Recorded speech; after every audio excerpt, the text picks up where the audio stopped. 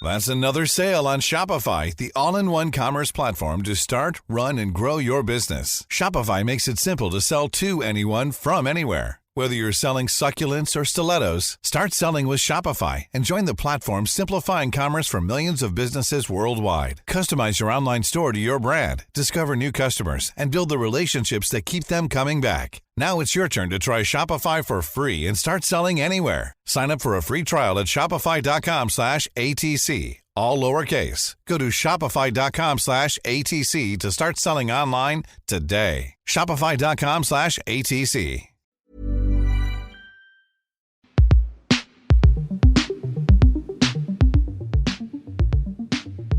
This is Scientific American's 60-Second Science.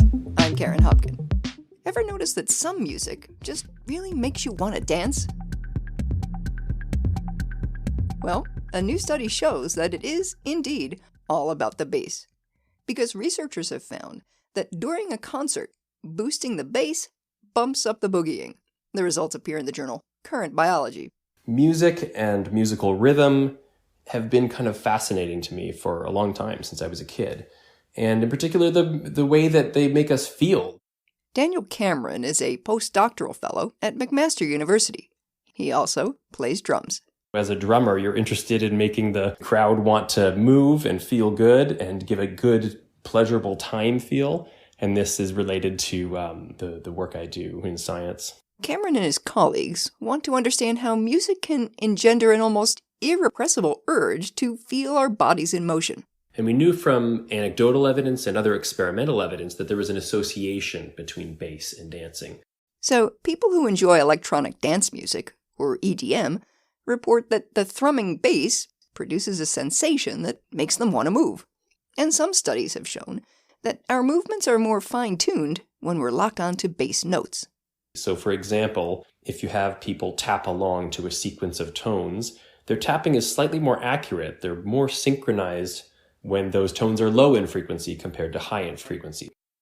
So the researchers set out to determine, if you add more bass to music, will it cause more dancing? Now, they didn't want to manipulate the bass line in a way that was obvious, because then people might consciously decide to step up their stepping out. That might be interesting. But it would also muddy the results, like if someone in a drug trial knows they're getting the real deal and not a placebo. So we wanted to do a subtle manipulation, a very consciously undetectable manipulation. So they broke out a set of very, very low-frequency speakers. These are specialized speakers, kind of like subwoofers. People might have subwoofers as part of their stereo system, and these are speakers that play even lower frequencies than most systems are able to do. Even lower frequencies than we think are typically able to be heard. With their special speakers set up, the researchers staged a concert.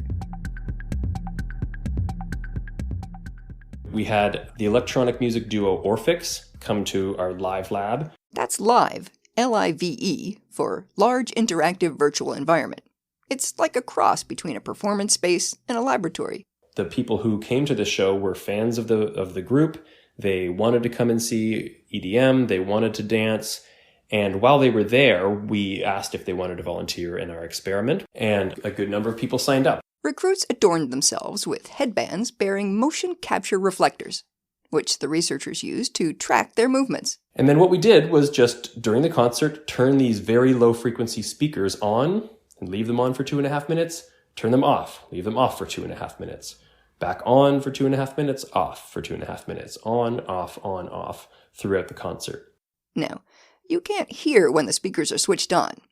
And based on the surveys filled out after the show, and a follow-up study of the manipulated audio clips, neither could the concertgoers.